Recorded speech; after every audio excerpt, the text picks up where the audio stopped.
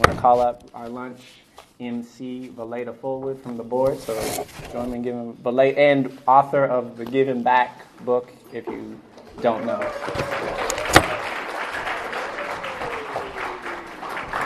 All right, good afternoon. How's everybody doing? Great. We're so happy to have you here at CIN's 2012 conference. I believe this is the 8th conference in our history. This afternoon, I have the pleasure of providing a brief introduction and then letting you hear some remarks from our initial Chief Operating Officer, Dionne Claybrook Lester. Dionne has been present and a part of CIN's development from the very beginning, working alongside Daryl Lester, who helped found CIN. Dionne was present during all of its iterations and transitions from an idea to a pilot project to its emergence into a small network of 2 circles, and now today a network of 14 and growing giving circles. And during critical junctures, Dionne was present to help guide us and shepherd us through all of our growth and evolution and development. And the reason we're here at our 8th conference in a room full of people from all over the country and world, and it's because of the vital role she played. I know this is my 6th conference, and I remember, like yesterday, the very first conference I attended. And while the people who convened were significant, the attention to detail was one of the things I always noted in each of the conferences and gatherings, and really a consideration for the people who had traveled and were coming together to make us feel comfortable, but also well taken care of and important. And that meant a lot, and it's a tradition that was established early on that we've strived to keep in play even today with this conference. And so now I am happy to introduce to you. Do you have some remarks before I introduce Dionne? All right. Introduce to you our first staffer ever, our Chief Operating Officer, a brilliant and beautiful woman in all the ways that count, and my friend Dionne Lester, who is wonderfully joined by her mother and uncle and aunt and daughter as well for today. So Dionne.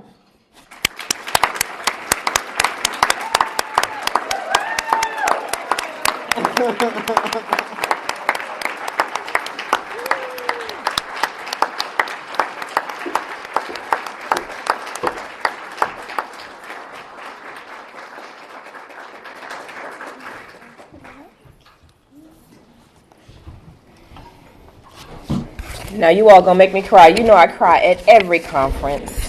Never fails. Thank you, Chad and Valeda, for your very kind words and recognition of our service.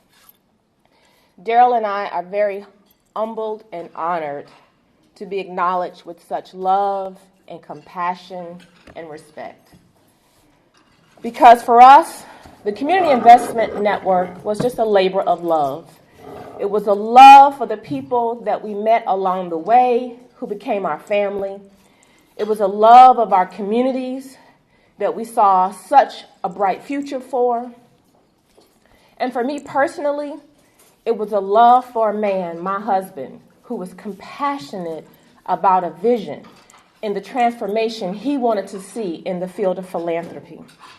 He had a vision of removing structural and institutional barriers that hindered the allocation of philanthropic resources for positive social change in African American communities. In 2001, I left my job in senior management at a local corporation to stay home with my daughter, who was later to be diagnosed with special needs. Well, at the time, we didn't really realize that we would play a critical role in the birth of a community philanthropy movement that would be galvanized and inspired by the dynamic members of the Community Investment Network.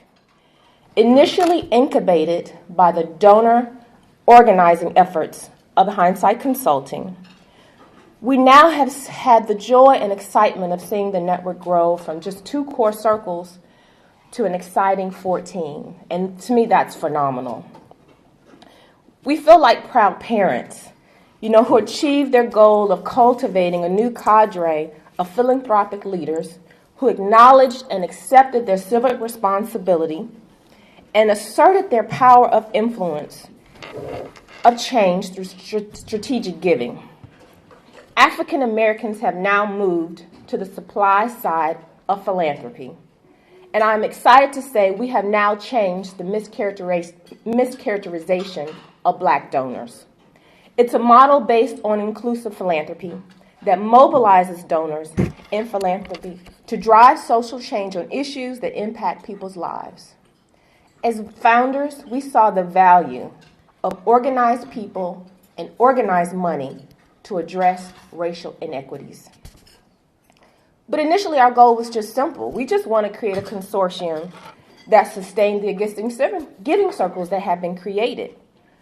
But we quickly saw that we needed to expand its focus, and as there was an interest to support individuals who were interested in community philanthropy and other collective giving models. The demand was evident that there was a strong interest in creating an experience that provided a space to go deeper in learning and understand how to use philanthropy as a personal model for social change. And I remember several conversations I had with Daryl where we debated the name. Should we call it the African American Donor Network? Well, no, because, we wanted to be inclusive. We didn't want to be exclusive. We wanted to be open and inviting to all communities of color. And for those of you all who know my husband, sometimes he can be really intense. So he would throw out suggestions like, let's call it Black People Conquer the World. Like, that's a little too much. I love your enthusiasm and your commitment, but let's reel it in a little bit.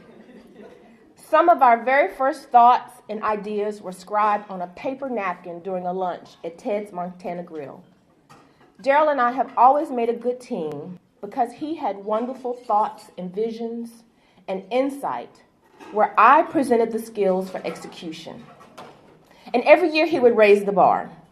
He would come up with these fresh and new ideas, and occasionally I would respond with, "You want to do what?" But somehow we would make it happen with God's blessing and all of your support. So CIN quickly became our family. Needless to say that since we have transitioned away, there has definitely been a void. But our daughter Danielle has traveled to every conference in every city. She can probably run the registration desk, as was evident by her attempt yesterday. But I knew she was culturally committed when she would start having play groups and CIN board meetings with her dolls and stuffed animals. And she was calling them Mr. Charles. Now, Mr. Charles and Miss Valeda. I said, you know what? We're in 110%. She has grown up with so many of you, and it's hard to believe that now she's a middle schooler. So although Daryl and I are being recognized today, I would like to highlight and emphasize that there were so many wonderful people who supported the network, especially during its incubation period. In our formative years, many members offered their professional skills to get the network off the ground because, like most nonprofits, we had very little funding, which meant you had to do more with less. It warms my heart to reflect on the selflessness of so many of our members and their commitment to not only the success of the network, but the success of their giving circles and each other's well-being. And I think that's the core of what makes CIN not just another affinity group, not just another nonprofit. So much so that I think you will constantly hear the conference endearingly referred to as a family reunion. For many years, Ethan and Corey would drive 3 days from North Dakota to Raleigh and spend 2 weeks with pre-conference and post-conference details. There were so many late nights stuffing conference bags, calling in favors, crafting effective strategies, and establishing a framework for a personal calling to transform communities. And of course, I cannot forget to highlight the dedicated members of our inaugural board of directors. Together, we had the daunting task of working together to define organizational structure, policies and principles for a new and emerging nonprofit. This board participated in quarterly weekend retreats, monthly conference calls, numerous calls and committee meetings. It was very time-consuming, and sometimes decisions were made that weren't always popular. But I am thrilled to see so many of you are still serving today, and hopefully you feel rewarded for a job well done. So Daryl and I are very excited to see how far the network has advanced over these past 10 years. I want to commend Chad Jones for continuing to lift up the charge and advance the agenda forward by building more strategic partnerships, utilizing social media and technology, and just the wonderful reports that you've produced on community philanthropy. I know you say that I left some big shoes to fill. I think you've increased them a couple of sizes. So on behalf of Daryl and myself, I would like to say thank you. We are very grateful for this moment, and it is with great pride that we leave this philanthropic legacy. Thank you.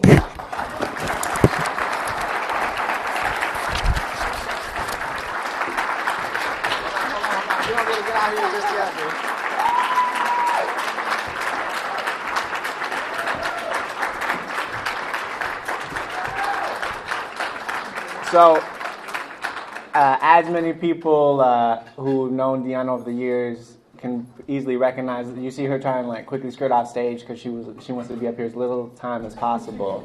So in the spirit of embracing our discomfort, Valeda is essentially acting like a bodyguard, keeping her on stage. Jerry, can you come up here one sec?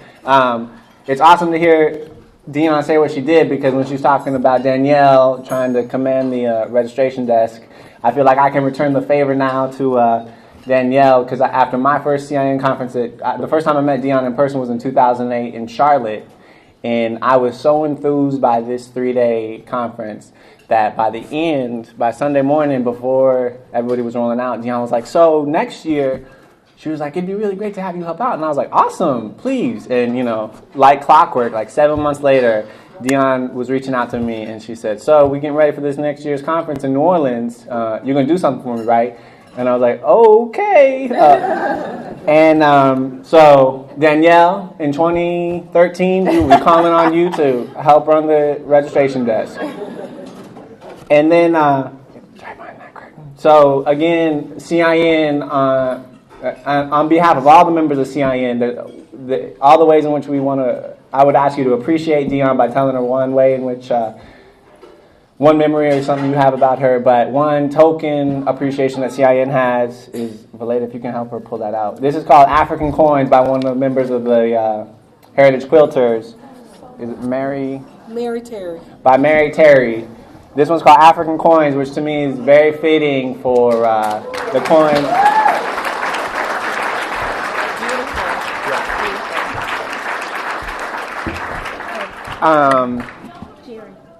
They want you to come in front of the podium. Gotcha.